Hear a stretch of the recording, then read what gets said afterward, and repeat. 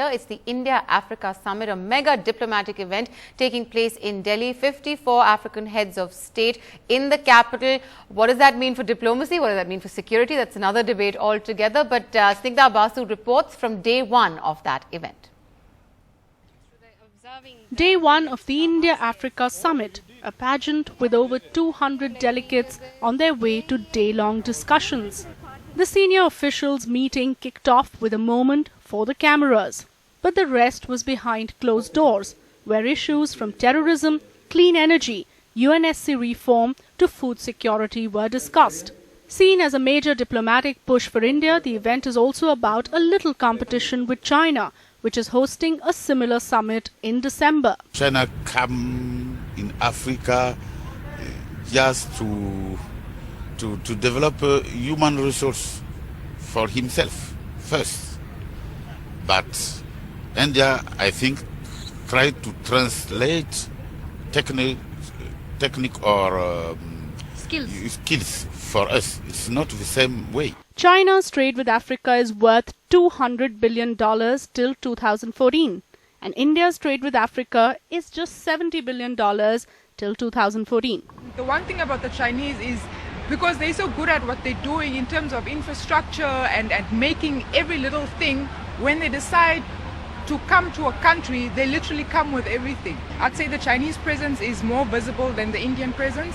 If I think Indians in Namibia, I think mostly culture, food, cuisine, or perhaps retail. Our engagement with Africa is in terms of human resources, people-to-people contact, exchange of ideas, capacity building, etc., where we can gain and Africa can gain. Although the previous summits have been smaller in scale, but not in aspiration. But through this large-scale summit, the Modi government wants to showcase that the India-Africa relationship goes beyond just strategic considerations. With camera person Kanan Patra, Snigdha Basu, NDTV. Right, well, joining us to discuss this summit in the studio, we have former diplomat G. Parthasarathy with us. You've returned today from Addis Ababa, and you've also served in African nations. Aman Sethi, senior journalist, who's also served as a reporter in Addis Ababa as well for a couple of years. Shazia Ilmi and Praveen Swami staying on with us from the previous discussion. Mr. Parthasarathy, I want to open this with you since you say you've returned just this morning. This summit is really something that, as a diplomatic correspondent in India, I've not seen take place in a long time, perhaps ever.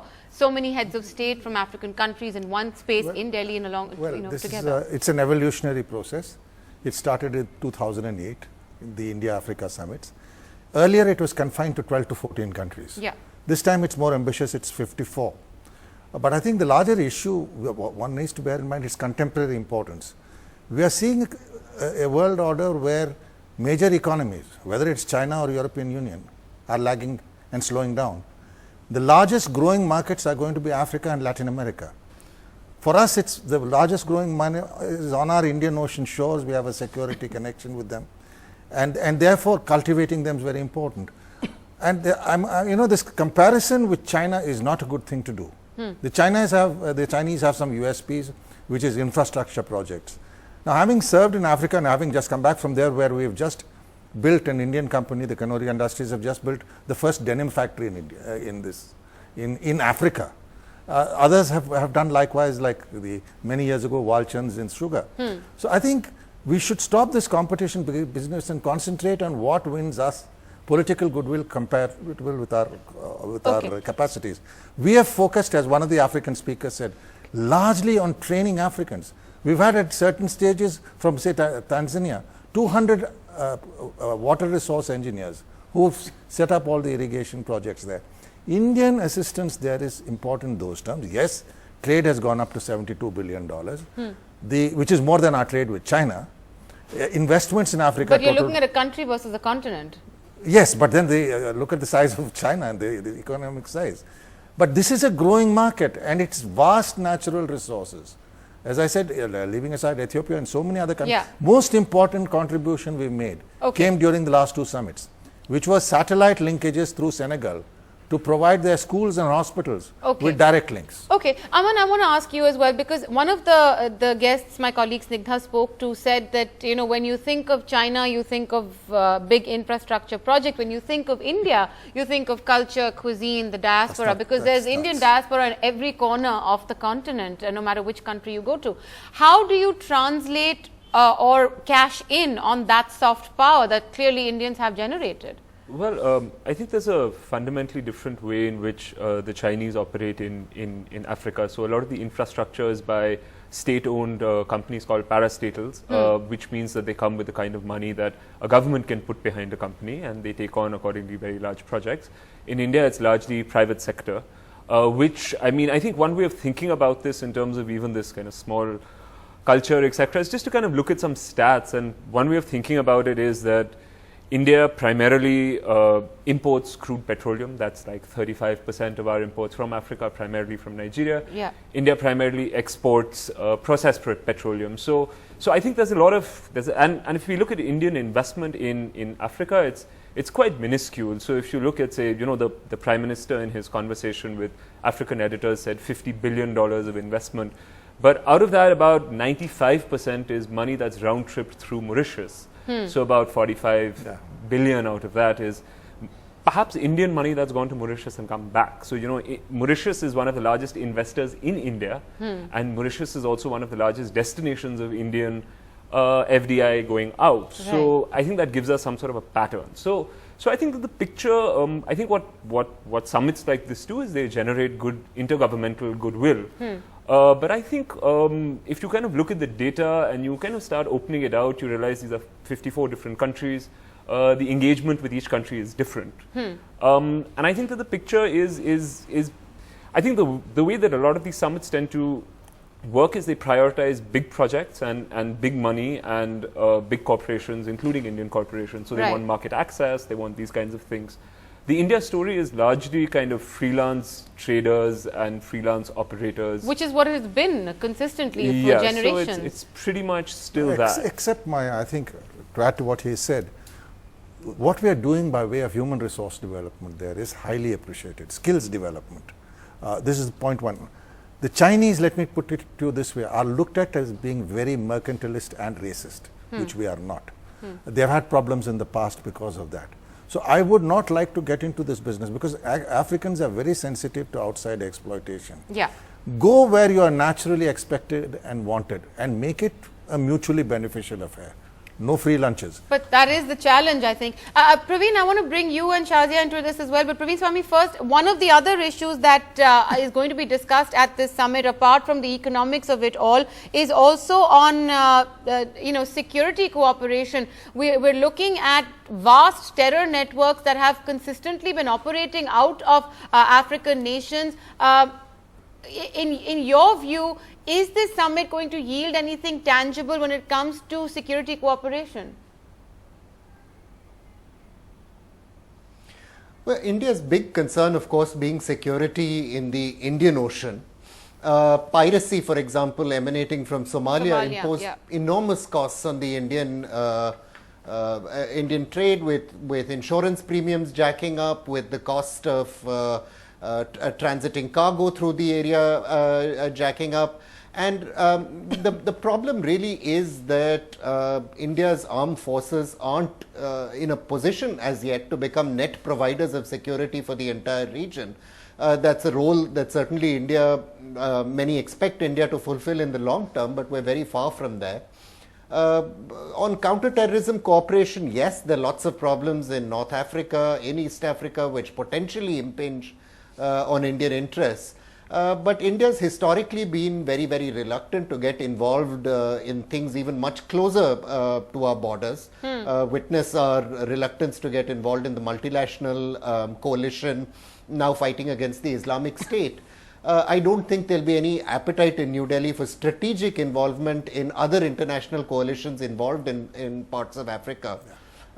We have had some levels of military cooperation. We have Indian military officers in many African nations. We have robust military to military training cooperation with many countries. But I think the reality is that the expansion of Chinese power in that area has been far more dramatic, and that's a function of Chinese wealth and investment in their military. I don't see that changing anytime soon. Okay, Shazia Elmi, lots of issues on the agenda, but something that you hear consistently from many African representatives, ambassadors from various African countries, for example, in Delhi, they say is that, you know, nobody thinks of us unless there's some crisis, disaster, calamity, war, you know, something that's not very pleasant, or the Ebola virus that brings Africa back on the map and African countries back on the map. Do you think that a summit like this is also in a sense a PR exercise that's going to work towards creating an awareness about a continent which most Indians are not very familiar with? Yes, it's so much like taking the heart out from the heart of darkness, so to speak, which how Africa has been spoken of. But you know, everybody keeps saying that this is beyond strategic importance and considerations, and Prime Minister has also said it. And I would agree to a great extent with that, because this is so much more. If you look at India and Asia, look at the colonialization that has happened to both the countries. Look at the socio-economic indices. Look at also the fight against injustice and poverty that both these entities face day after day. Look at the huge linkages and kinship that has been there. But we also have to look in present situation as to where India stands and what Africa thinks also of India and how much it supports India where the WTO rounds are concerned on agricultural subsidies.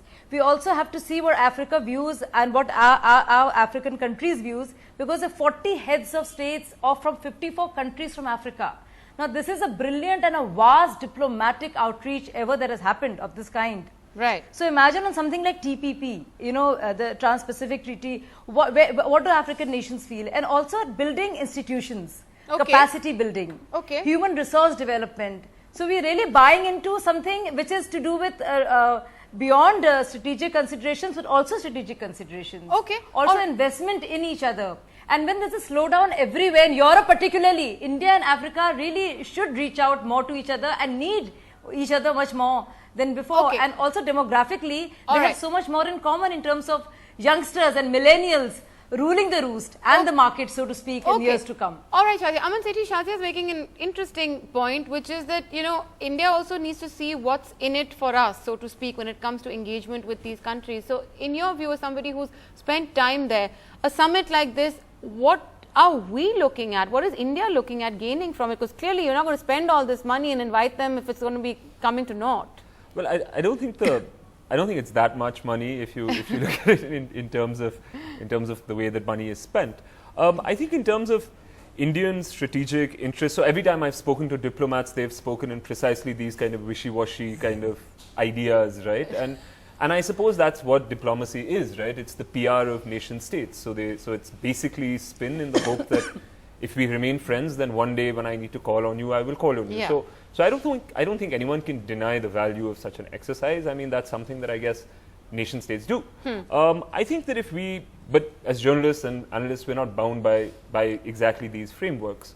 So I think if we look at it in a slightly clear-eyed way, one way of looking at it is precisely these synergies that Shazia talks about are also competitive points. So, you know, we're both kind of infrastructure poor, labor surplus, kind of broadly speaking economies. I think both many African nations, particularly along the eastern coast, and India are vying for the same manufacturing spill-off from China as wages in China go up. You've got, you know, Ethiopia wanting to set up manufacturing hubs. You've got India wanting to set up manufacturing hubs.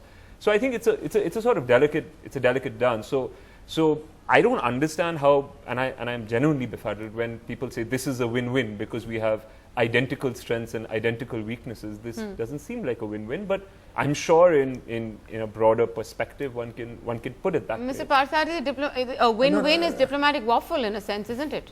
I wouldn't say that. I mean, I look at it this way, that look at where we were and look at where we are. I think the fact of the matter is that India is built an image there that we are not pushy, that by and large we are not the sort of country which is going to dish out money. And I am convinced that within 10 to 20 years, China is going to go through a very difficult time there. I've seen it happen in the past during the Tanzam Railway when they built it. When they build a project, let me just tell you, when they build a project, there's no transfer of technology. They built the Tanzam Railway, the Tanzanians couldn't change a light bulb. It took Indian railways to go there and do it for them. Now, we do these things very quietly. There's no song and dance about it, but that is appreciated. I don't think we have the resources to pour in money anywhere. So let us be very, very clear. So we don't have the resources to pour in money, yet we say, you know, like be on our side, even though we don't have the resources but the to point pour is in this. money. The point is this. Don't go to China. The point is this. No, we don't say don't go to China. That's a mug's game. I don't think we should ever do it.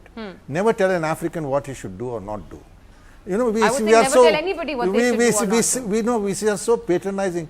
My 21 African countries have higher per capita incomes than us. 8 of them have per capita incomes 4 times that of ours.